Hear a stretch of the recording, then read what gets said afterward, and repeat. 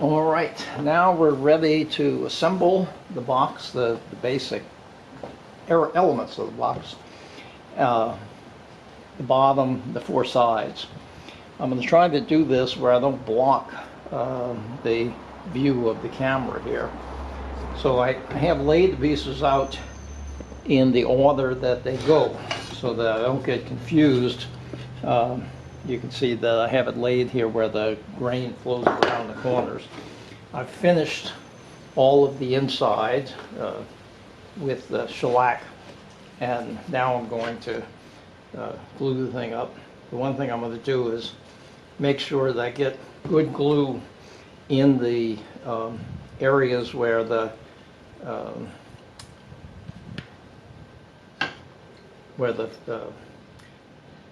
biscuit goes, sorry, because that's part is giving me some of the major strength of the joint.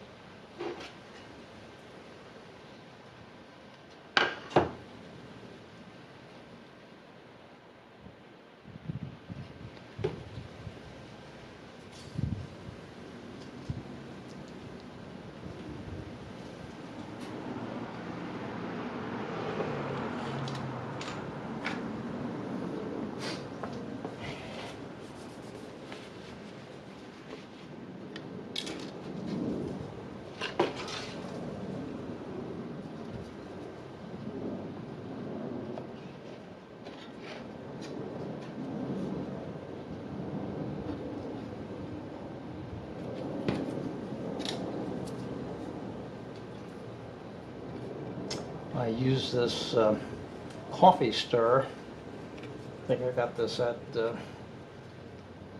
Starbucks to spread the glue inside there.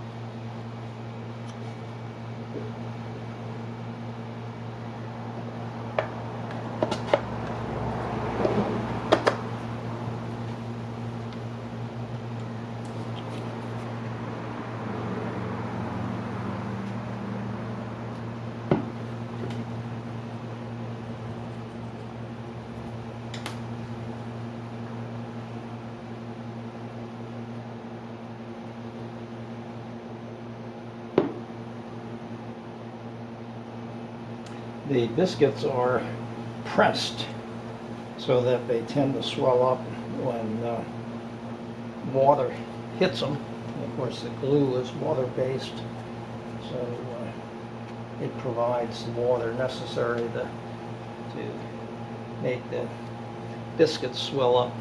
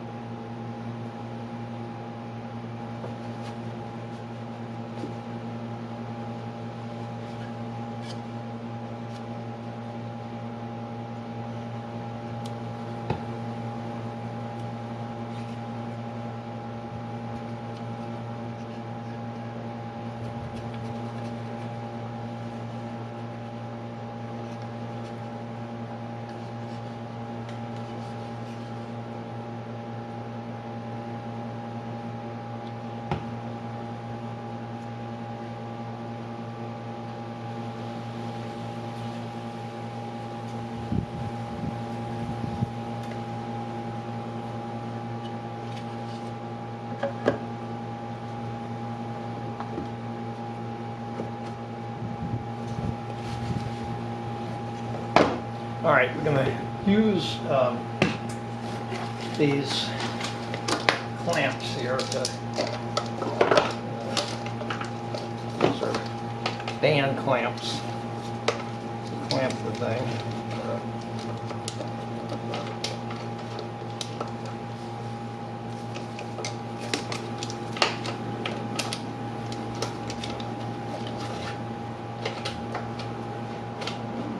And I'm going to use 2 of these, one on the top area and one on the bottom.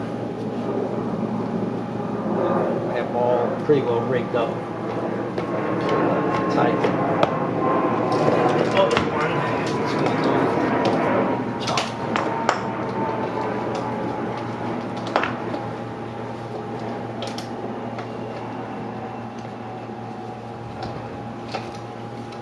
Of course, before I did this, I adjusted the straps to be about the right length, so that I can put them on relatively easy.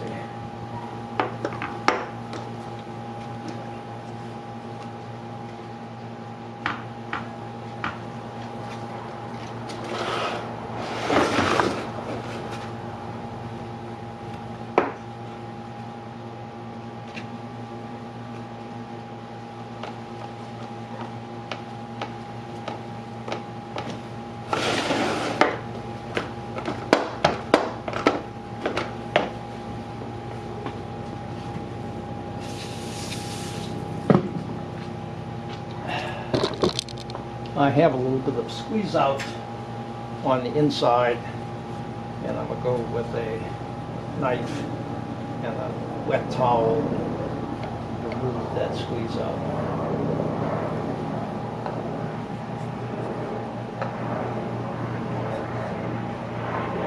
I have to use a knife to get these corners.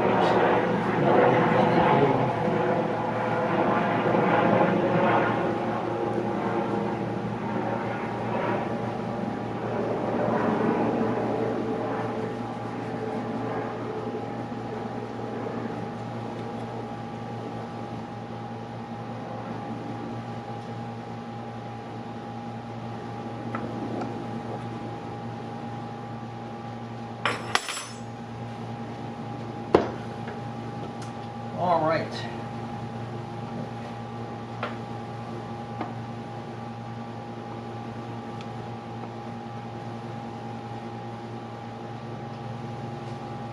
Looks pretty good to me.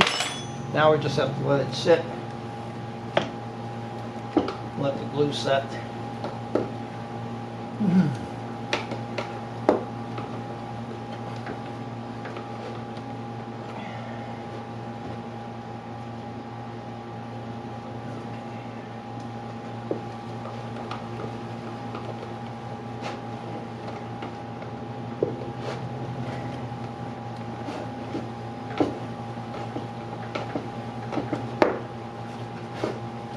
All right, that's it.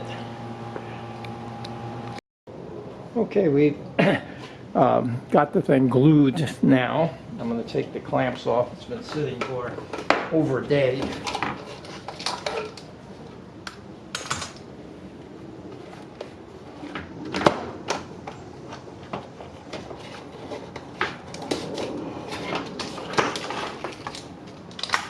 And the first thing that we have to do here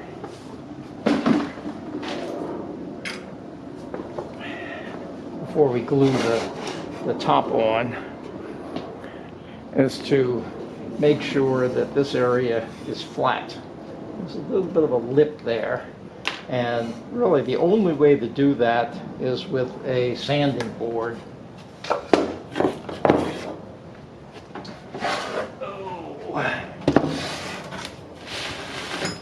This is a piece of MDF with sandpaper, a large piece of sandpaper attached to it.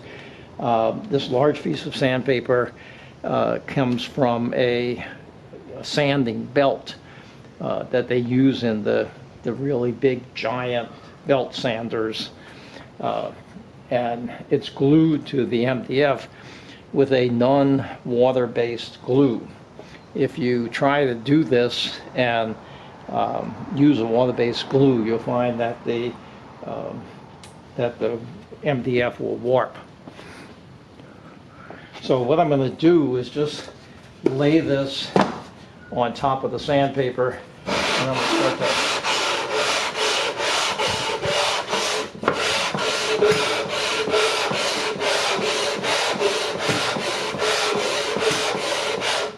Okay, I'm not going to bore you while I do this. It takes a little while to do it.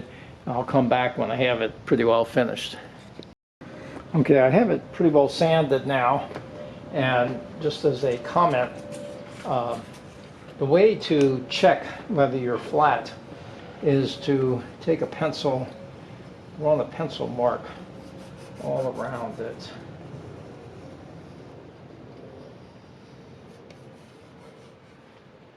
And then put it and sand it.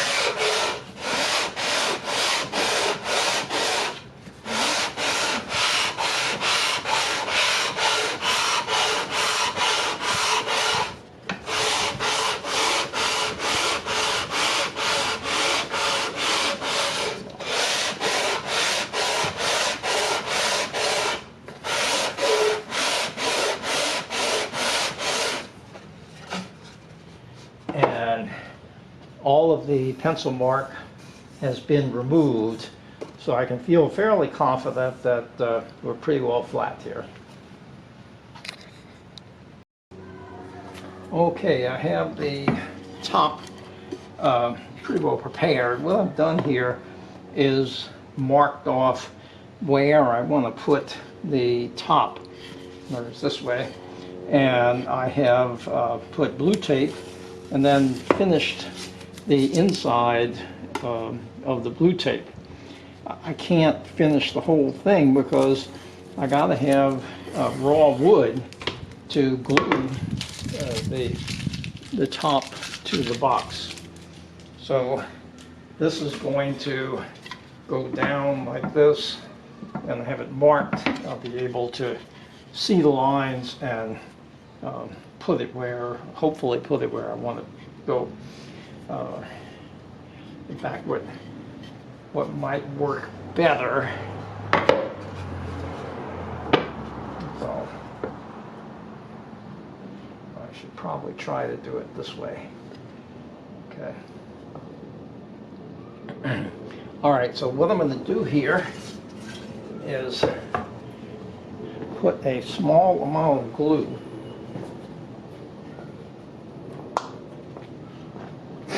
and the reason you don't want too much glue is that you don't want the glue, you're not going to be able to clean up the glues, any glue squeeze out.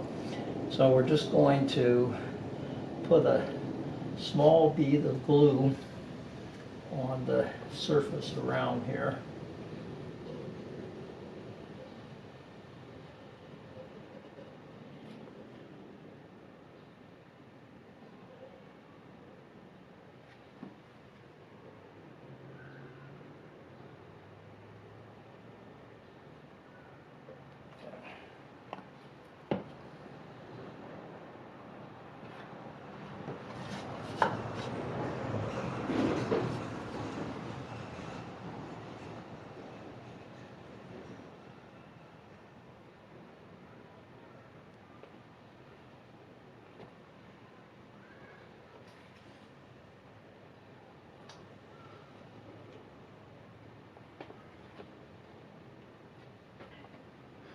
So what I'm going to do here is put a couple clamps on it just to get it to hold, and then I'll turn it over and put the cawls on it that I want to use.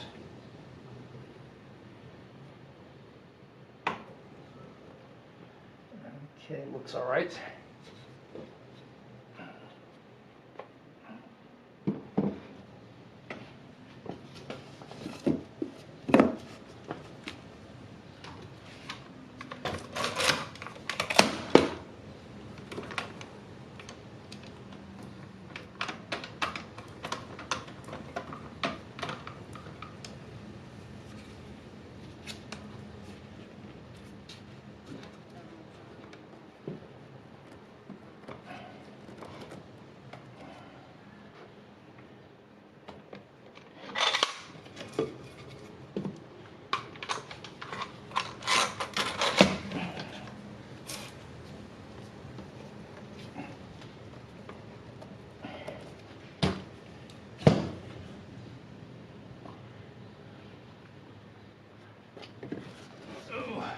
Doesn't look like it slipped.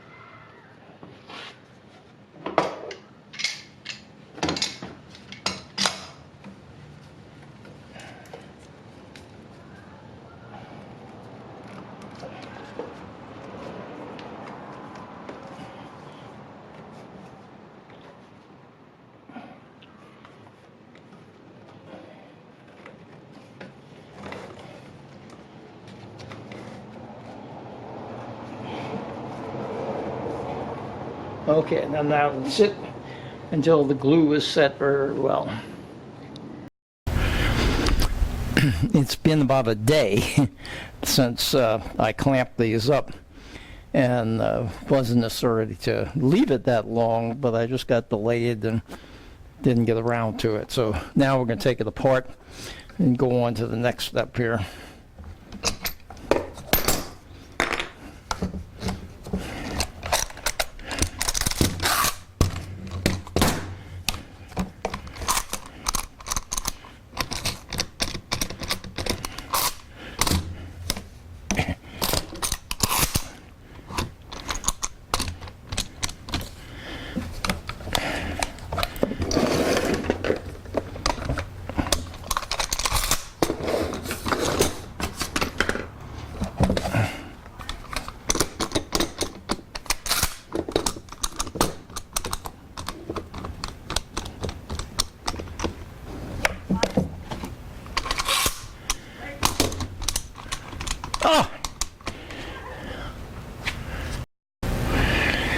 Okay, I have all of the clamps off of the box, and the top is glued on. And what I'm going to do now is to trim the top fairly close to the box, with the goal, of course, of eventually getting that flush with the sides of the box.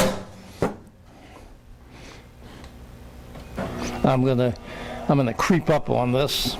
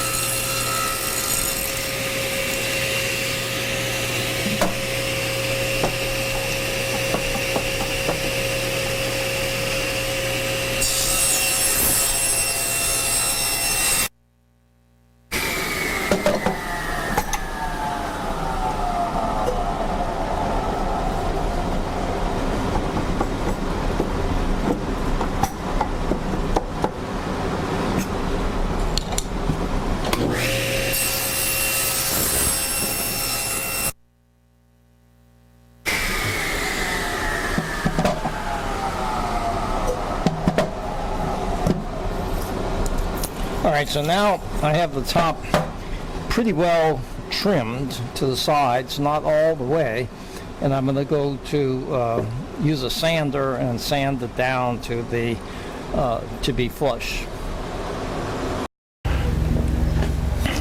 I'm using 60 grit sandpaper, and my goal here is simply to get the top down flush with the sides.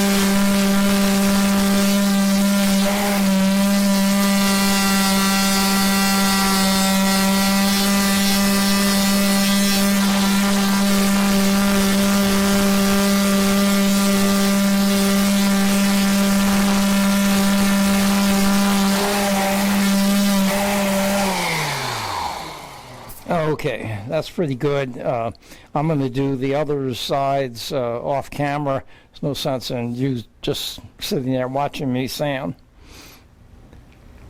All right, I've sanded the sides so that I have the top is now flush with the sides on all four sides. And what I'm going to do now is cut the bevel on the top on the four sides. I've set the blade to a 14-degree angle, and this is just from experience. The amount of angle determines how far in the bevel will go. If you go less than 14 degrees, the bevel will go further towards the center. If you go higher than 14 degrees, the bevel will be shorter. And I'm going to cut this and I'm going to sneak up on it. I want to reach the point where I've cut close to the box but not into the box. All right, here we go. All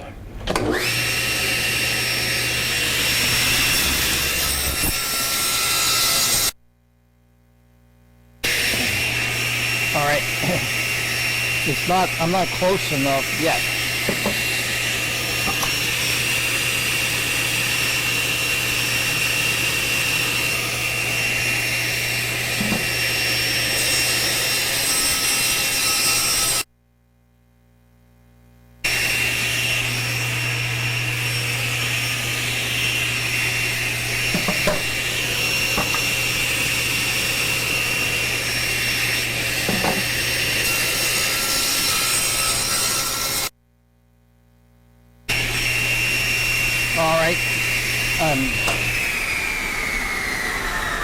I'm relatively happy with this amount of top left on the box itself. So now I'll cut the other three sides.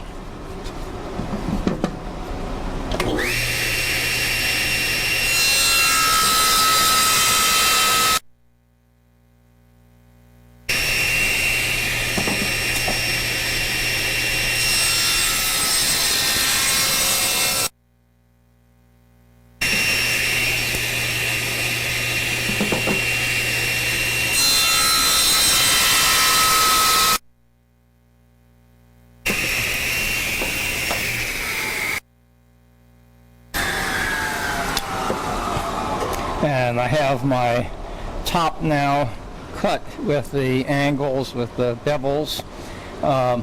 This one, to be honest, 14 degrees looks like it was a little bit wide of a bevel. I think next time I might go to 15 degrees and shorten that bevel just a little bit. One of the things, if you go too short, you can always widen it, but if you go wide, you can't shorten it. Now we're going to reach the point where we have to cut the top off and have to figure out where to make that cut. I want to leave 3/4 of an inch on the top, and that's 3/4 from where the top is. So I can see the top is glued right here. I'm going to come down 3/4 of an inch. And I'm going to make my cut reference to the bottom. So I am looking at the distance, and that looks like about 3 5/16. So when I set the blade, I'm going to set 3 5/16 from the fence to the outside of the blade, because I'm going to use the bottom here as the reference surface. We've been using the bottom as a reference surface for all of our cuts, and we're going to continue that. The other thing is that when I cut the top off, I can make the first 3 cuts okay, but when I make the last cut, the top is going to be pushed into the blade and it's going to cause problems. So what I have to do is put some spacers in as I make the cuts, something that will hold the top in position relative to the rest of the box. I've made the little spacers, and they should be the thickness of the blade, and I'll demonstrate that as I make the cuts. Here's the spacers. They're this part here is the thickness of the blade, and incidentally, I'm using a thinner blade to make this cut. The reason is I don't want to give up. I want to give up the least amount of wood, so that I have a good grain match where the top comes to the bottom of the box. These are made for this particular blade. This part here is the thickness of the blade. I've set this up now for 3 5/16, and I'll go ahead and make the cut. This is always kind of a scary cut here. You wonder if you're going to screw it up. But here we go.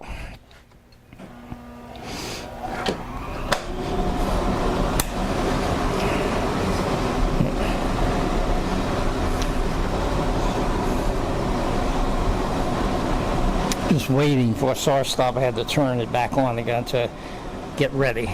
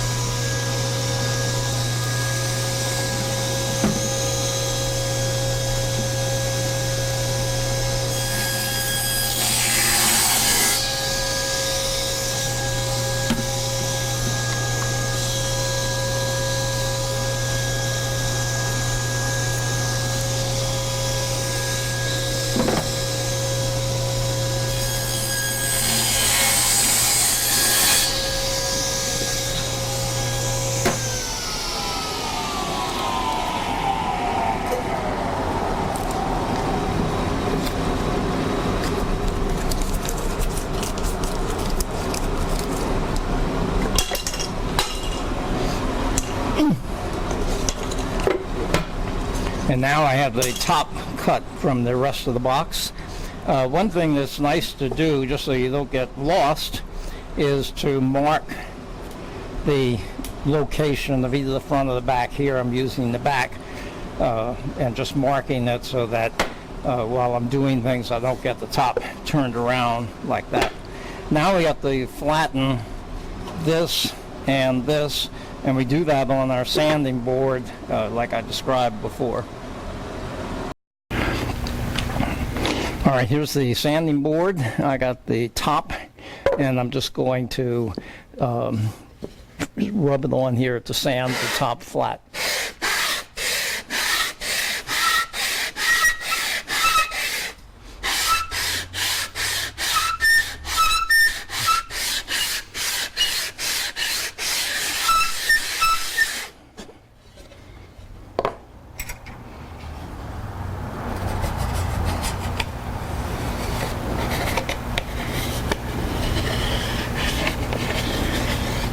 Now, this usually takes a little while to get it sanded nice and flat, and I'm not going to video all of it. Just know that I'm going to be sitting here rubbing the top over the board until I get a good flat thing where all of the marks are removed. Okay, here's the box sanded. They get a pretty good match in the front here. Actually all around it, and you can see the inside, and also you can see that there's no glue that squeezed out on the inside, which is a good news story here. The next thing we have to do, that I do next, is to sand these bevels. That's actually a little bit of a pain to do, but I'll tackle that next. Okay, what I have is these blocks that I have glued sandpaper to, and this works pretty good. In any case, when you are sanding these bevels, you want to use a block. And if you don't have stuff glued, you want to wrap your sandpaper around it. You want, when you're sanding, you want this to stay flat. You don't want to round over these bevels. You want the edges to be nice and sharp. And ideally, you want the two bevels to meet at a line right on the corner there. So I'm going to sand these. I'll start off with a coarse sandpaper, and I'll work to a smoother sandpaper till I remove all of the machining marks here. Okay, so now we have the box with the top and the base flat, and I have a good fit between the top and the base. I'm happy with that. I could go now and put the hinges on, but instead of that, what I'm going to do is start working on the tray. So I'm going to open this up, and here I have the piece of wood that I'm going to use for the bottom of the tray. And my first task here is to fit this into the box. I'm going to choose which way to go with this. And I think I'm going to cut off of, I could cut a little bit off of both sides, of course, but I'm going to cut here, and I'll be back in a few minutes. So I've cut the piece now that it will fit inside the box pretty tightly. A little bit of looseness, but of course it has to be able to move in and out, so I don't want it too tight. What I'm going to do now is to trim the sides. And when I made this piece by gluing two pieces of wood together. When I make the tray, I'm going to have a piece that goes in the center that'll be the lift, and what I want this piece to cover that joint. So to do that, I have to cut this piece with the equally on both sides, leaving the center. I've marked the sides on both here with in the center of the sides. Now I line up the cut with that point, and I can mark the sides here where I need to cut. I'm going to go cut this on the table saw, and I'll be back in a bit. Now I've cut the bottom of the tray to fit into the box, and you can see that right now it's such a tight fit. I mean, it's not tight, it's loose all around, but it acts like a piston. And if I was to leave it this tight, every time you go to pull it up and down, it's going to be difficult to pull up and down. But I'm not going to trim it now. What I'm going to do is use that extra space for when I make the sides. And I'm going to make the sides just a tiny bit smaller than what the bottom is, and then I'll sand the bottom to fit the sides, and that will give me a tray that is a relatively nice fit, but still is not so tight that it's like a piston going up and down and difficult to get out. I have my 4 pieces of wood that I'm going to use for the sides, and I'm going to talk about cutting that. I try to pick 4 that have some character, have some figure. I'm not going to be able to go with the chasing grain, the grain around here, because I don't have a piece of wood that runs long enough. So this is going to be 4 unmatched sides. But I'll talk next about cutting this and making the sides to fit here. Now I'm going to cut the sides of the tray, and the first thing I did was put a backer on my miter saw here. The reason is that I want some support to the wood when I'm cutting the miter so that I don't get tear out on the back. And I'm going to choose which pieces to use. I like to use pieces that have some character, so I've chosen this piece as one of the sides.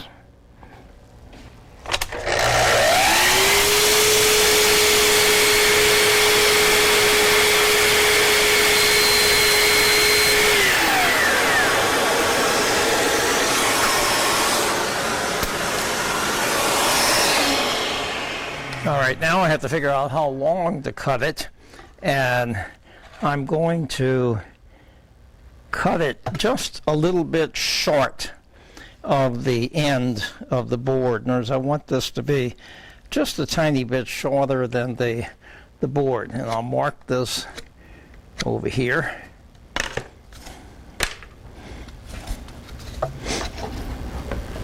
And then I'm going to kind of have to creep up on this one so that I don't overcut.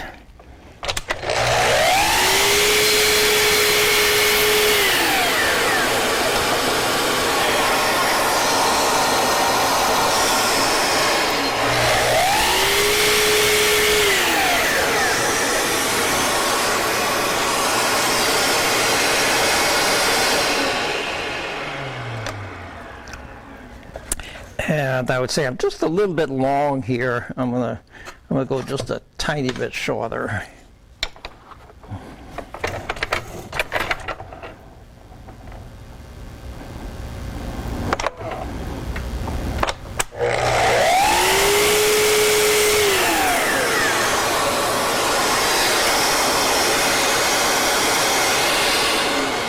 Okay, I'll go with that. And now I can take a second piece. Let me see which one I want to use here.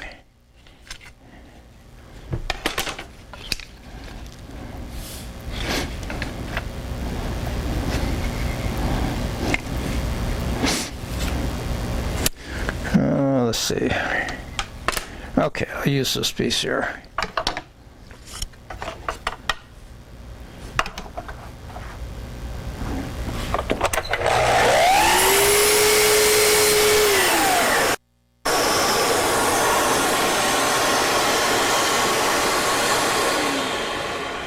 And I need to make the second piece exactly the same length as the first piece. So I'm going to put them together and mark it there.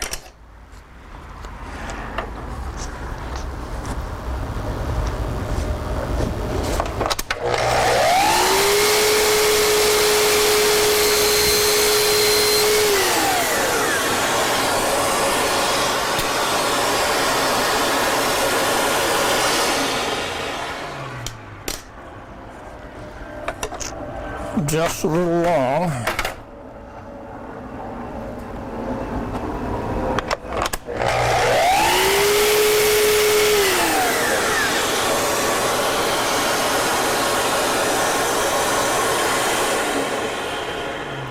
Okay, that's good. Now I'm going to cut the pieces that go across, and I'm not going to video all that because it just gets to be too much. But cutting the ones that go across are exactly the same as cutting these. All right, so here's the 4 pieces sitting on the tray bottom, and the problem now is that I have a piece that I want to put in between here, and this is going to be the part that you use to lift up the tray.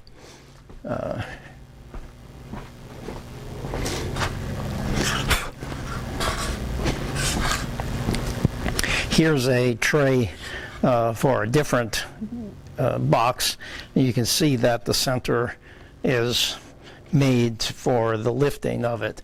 So now what I have to do is put a little dado in the 2 side pieces so that this centerpiece can fit into the sides. If you look closely here, I'll go closer to the camera, you can see there's a little dado there that this slides into, and that's what I'll set up for next. So the first thing I did was to mark the center of the inside of the two side pieces. And what I'm going to do now is cut a dado for the width of the board that I'm going to put into it. And incidentally, you need to sand this piece before you do these measurements. So you want this piece pretty well smooth sanded, otherwise it'll come out narrower. I'm just going to eyeball putting this on the center of that line. Okay, and I'm going to use a knife and I'm going to mark as close as I can. I'll explain why. I'd rather have it come out too narrow than too wide. Okay. And now I'm going to take the line across with a knife.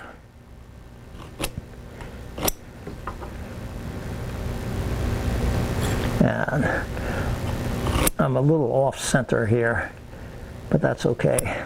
It's really not going to affect me.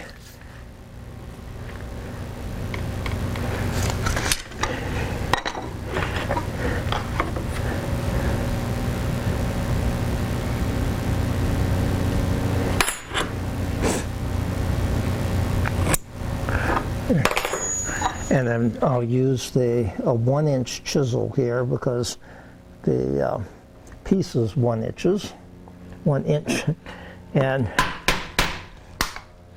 I'll make my initial cut.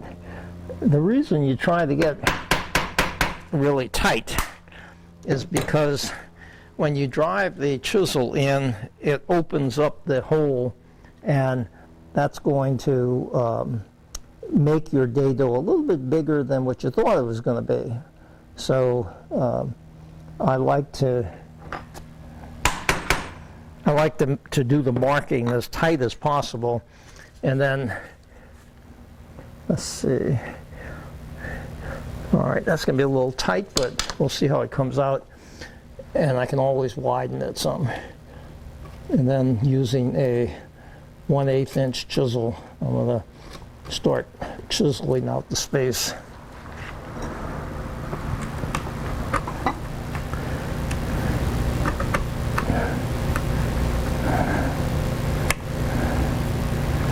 And when you chisel, you never chisel all the way through the end, because when you reach the end, you'll almost certainly break out the wood on the other side.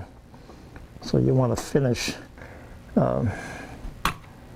by coming in on it. Yeah.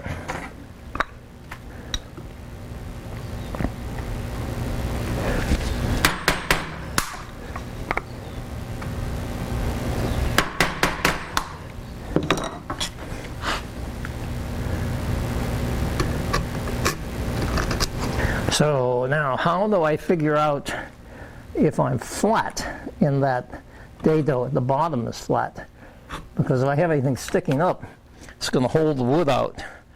And that's where this little baby comes in. This is a miniature router plane made by Lee Valley.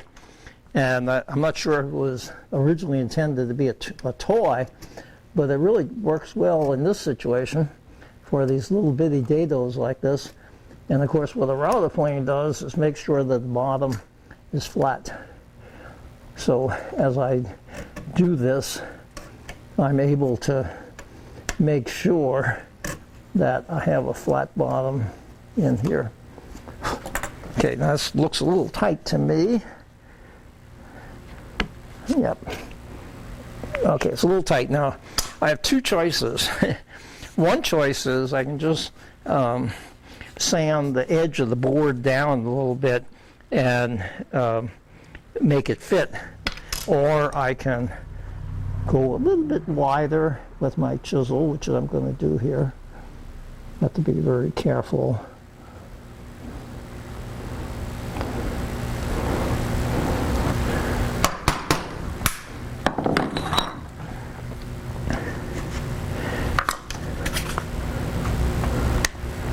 Okay, I'm all right with that.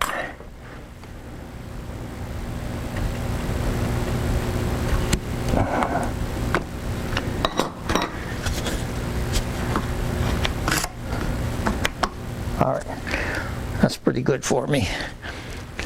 Now what I'll do is cut the second one, and I'll do that off camera.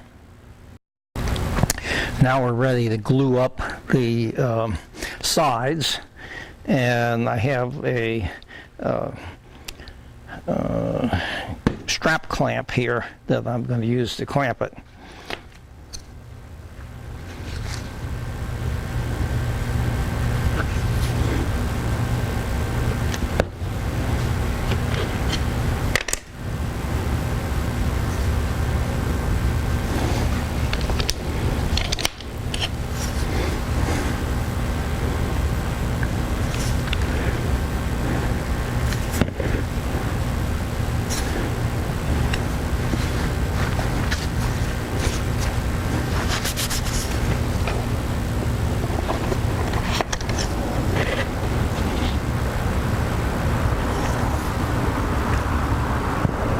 Of course, the sides have been sanded down to 220 grit.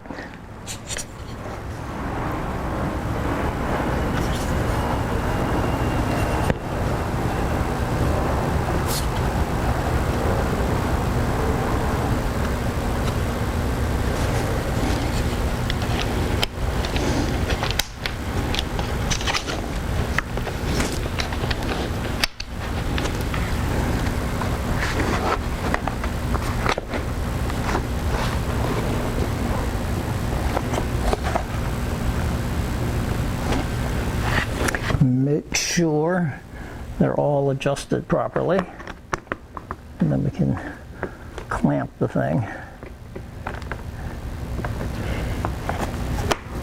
Don't clamp it so tight that you bend the sides inward or anything, but get a nice clamp on it and push down so that the bottom is flat. You don't want any of these pieces not flat on the bottom.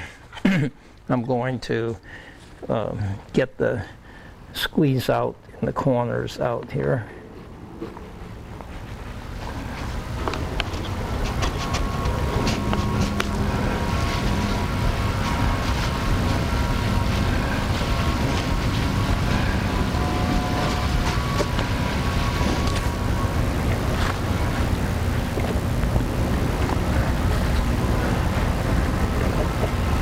All right, and then we'll just let that sit, let it, let the glue cure. And then when we come back, we'll glue this to the bottom.